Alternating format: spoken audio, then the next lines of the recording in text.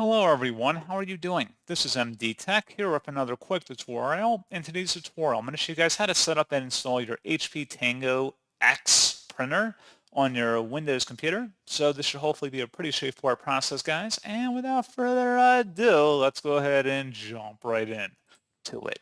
So all you have to do is open up a web browser and into Google, just search for HP Tango X series support.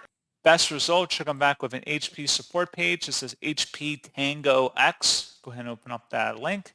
And then go underneath the support category that says software and drivers. And then scrolling down, there should be an item that says HP Easy Start Printer Setup Software. Go ahead and select the download button for that and give it a moment.